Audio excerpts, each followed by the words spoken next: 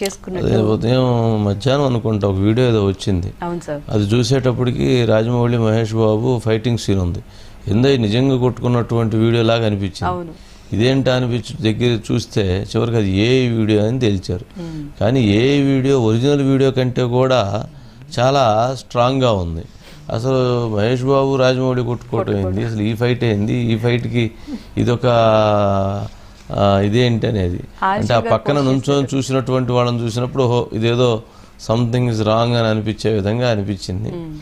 అసలు అంటే ఇది ఎంత దూరం తీసుకెళ్తుంది, ఎంత రాంగ్ సిచ్యువేషన్స్ తీసుకొస్తాయి అనేది ఏని అర్థం చేసుకోవచ్చు. అంటే ఇక మనిషి బ్రతికుండగానే వాళ్ళని ఏమైనా చేసేయచ్చు. భూమి మీద లేని మనిషినే తీసుకొస్తున్నారు, భూమి మీద ఉన్న మనిషిని ఇంక ఏమైనా చేయొచ్చు అనేది కనిపిస్తూ ఉంది.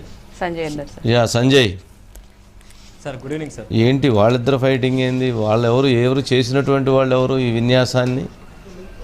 సార్ యాక్చువల్లీ ఏంటంటే ఇప్పుడు సోషల్ మీడియా అంతటా కూడా ఈ వీడియో ఫుల్ హల్చల్ అవుతుంది సార్. ఇది ఎక్కడి నుంచి వచ్చింది ఏంటి అనేది ఎవరికి తెలియదు.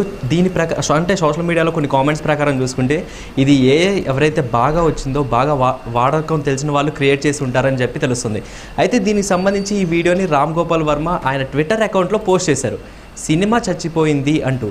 అంటే దాని ఉద్దేశం ఏంటంటే సినిమా రంగంలో దాదాపుగా ఏఐ అనేది వచ్చేసింది. సో ఆ ఏఐ వల్ల సినిమా ఇంకా రానున్న రోజుల్లో ఎక్కువ డబ్బు ఖర్చు లేకుండా సినిమాకి చాలా పరంగా ఉపయోగపడుతుంది. కొన్ని విధాల మైనస్ అవుతుంది, మనుషులు తగ్గించేసి ఈ ఏఐ జనరేటెడ్ వీడియోస్ని విజువల్స్ని తీసుకురావటం. సో ఈ రకంగా సినిమా చచ్చిపోయిందంటూ ఈ వీడియోని అయితే పోస్ట్ చేశారు.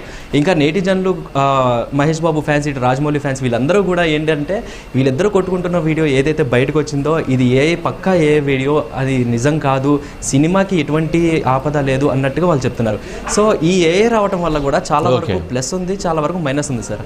కానీ సినిమాల పరంగా అయితే ప్లస్ ఉంది, కానీ నిజ జీవితంలో అయితే చాలా వరకు మైనస్ ఉంది. ఎందుకంటే ఏది నిజమో ఏది అబద్ధం మనమే తెలుసుకోలేకపోతున్నాం. అది నిజంగా ఏ వీడియోనా లేకపోతే అది ఒరిజినల్ వీడియోనా అనేది మనకే అర్థం కావట్లా. సో ఇటువంటి సిచ్యువేషన్స్లో ఈ వీడియో రావటం ఇప్పుడు సోషల్ మీడియా అంతటా కూడా వైరల్ అవుతుంది సార్.